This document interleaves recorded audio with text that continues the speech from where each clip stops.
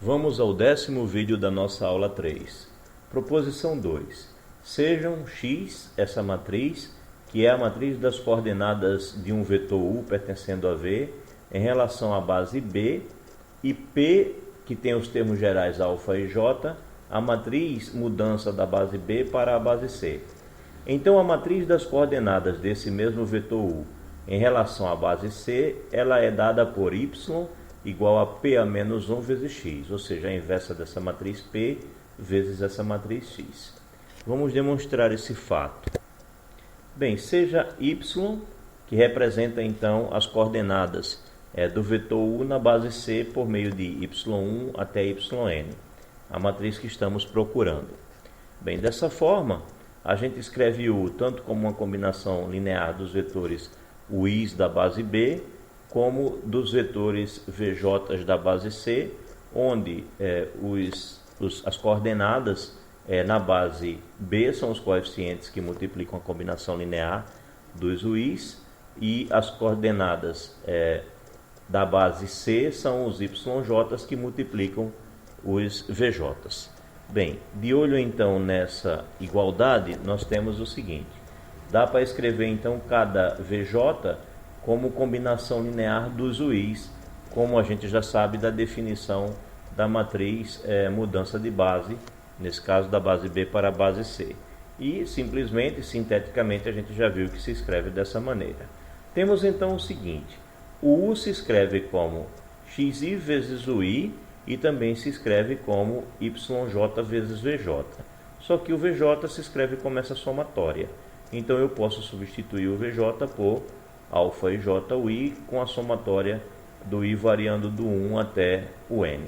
Bem, aí a gente já comentou antes que dá para distribuir, né? Você tem uma somatória e você tem algo multiplicando essa somatória.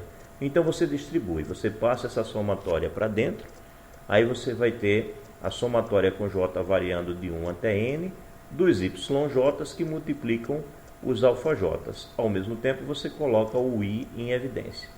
Ora, quando você faz isso, veja, compare o que você tem nessa somatória com o que você tem nessa somatória. É uma somatória com I variando de 1 até N, onde você tem xi vezes Ui. E aqui é uma somatória com I variando de 1 até N, onde você tem essa somatória vezes Ui. Então você conclui que de fato esse xi é essa somatória para cada I que você pegar de 1 até N. Então vamos escrever isso. Xi é igual à somatória dos alfa e J vezes os YJs, com o I variando de 1 até N. Vamos então expandir isso daqui, ou seja, pegar a primeira linha para I igual a 1, depois a segunda linha para I igual a 2 e expandir todas as linhas. Nós teremos então o seguinte, ó, x1 vai ser alfa1 vezes y1 mais alfa1 2 vezes y2 até alfa1n vezes yn. Vamos verificar que de fato é assim. Veja que o primeiro coeficiente o primeiro índice é o índice fixo, né? Você tem x1 e você tem 1 no primeiro índice fixo o tempo todo. Quem varia é o segundo índice. Veja que de fato é assim que estamos determinando aqui. O I a gente pega fixo, primeiro aqui o 1, por exemplo. Então você tem x1 e aí o primeiro índice dos alfas fica fixo, fica sempre igual a 1. E quem varia é o segundo índice variando de 1 até n, assim como o índice dos y vão variar. Então você tem o segundo índice variando, 1, 2 até n, assim como o índice dos y. O mesmo vai acontecer para todas as linhas. Logo, realmente, o que está escrito aqui compactamente, simplesmente, é o que está escrito aqui, linha por linha. Pois bem, matricialmente, a gente também pode escrever isso assim, né? Aqui é a matriz x1, x2 até xn, escrita dessa maneira, e essa matriz aqui é a matriz dos coeficientes aqui desse sistema, multiplicando por essa matriz coluna aqui, y1, y2 até yn. E a gente pode escrever isso de uma maneira ainda mais sintética, assim, né? Aqui é a matriz x e aqui é a matriz P. Bem, vamos ver se é a matriz P mesmo, né? A gente tem um 1, um 2, um n. Isso daqui tem que estar na forma de coluna quando a gente colocou nesta forma aqui, né? um 1, um 2 até um n. De fato, é a transposta da matriz formada pelos coeficientes dessa forma aqui de escrever. Então, de fato, é a matriz P, né? O que está lá por linha, aqui apresenta-se por coluna. O que está aqui por linha, lá está por coluna. Então, de fato, o que temos aqui é x igual a P vezes y. E o que queremos determinar na nossa demonstração é a matriz y. Então, como a gente sabe que toda matriz mudança de base é inversível, existe então a P a menos 1. Então, a gente vai multiplicar aqui à esquerda por P a menos 1 dos dois lados dessa igualdade. E a gente vai obter, bem, aqui P a menos 1 vezes x é o que eu coloquei aqui à direita, e P a menos 1 vezes P vezes y vai dar y, porque P a menos 1 vezes P é a matriz de identidade, e a matriz de identidade vezes y é igual a y. E aí a gente conclui a demonstração desse nosso resultado. Bem, vamos à proposição 3. Sejam o 1, o 2, o n uma base de V e P uma matriz inversível qualquer. Então, os seguintes n vetores, V1, que é obtido por meio dessa combinação linear dos vetores da base, e V2, obtido por meio dessa combinação, e Vn por essa combinação, onde cada coeficiente desse, na verdade, é uma das linhas de P. Ou seja, você pega a primeira linha da matriz P, que é inversível, faz uma combinação linear, usa os coeficientes, as entradas dessa matriz na primeira linha, como coeficientes de uma combinação linear dos vetores da base, e pega esse resultado e chama de V1.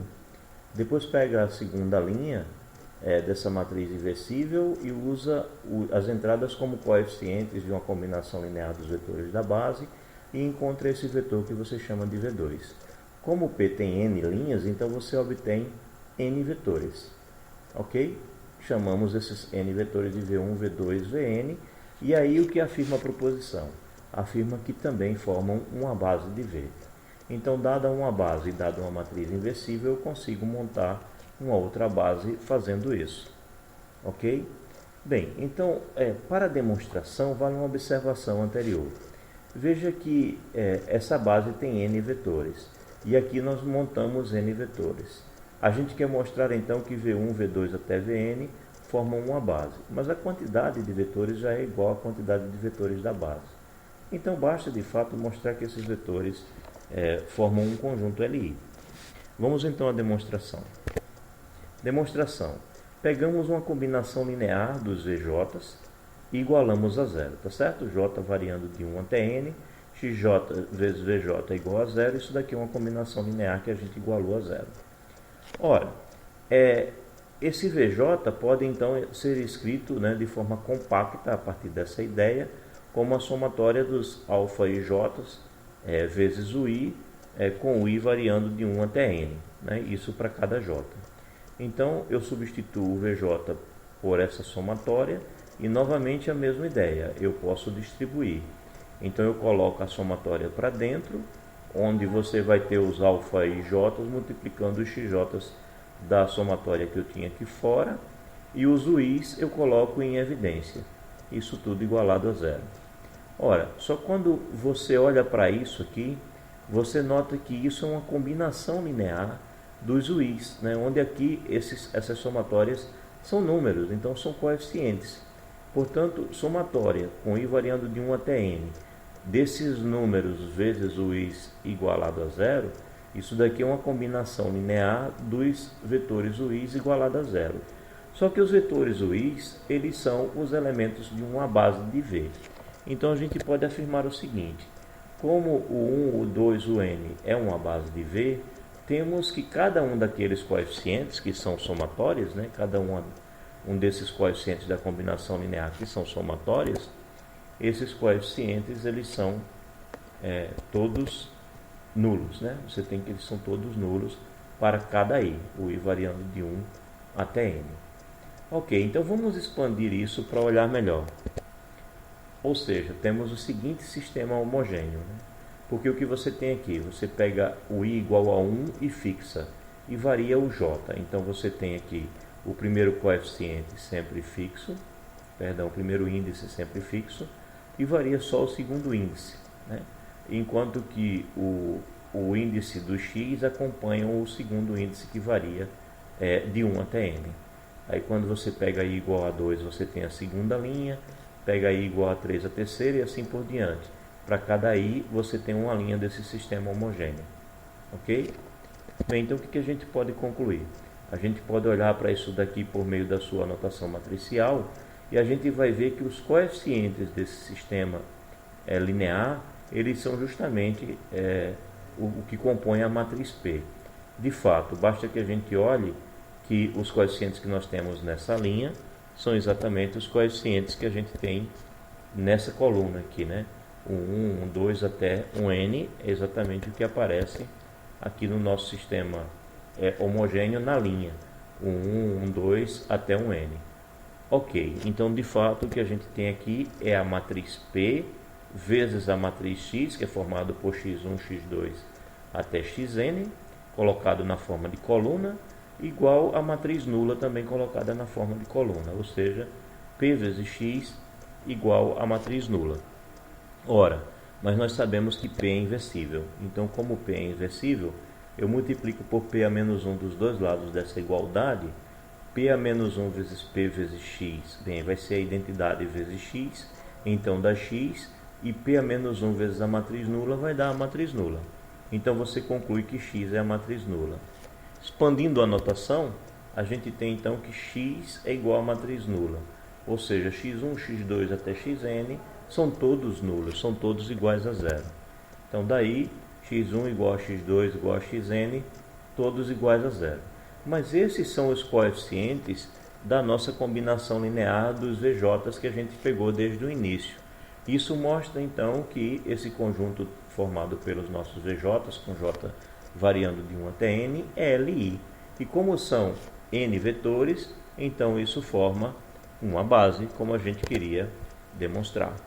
Terminamos assim o nosso último vídeo da aula 3. Podem fazer então todos os exercícios.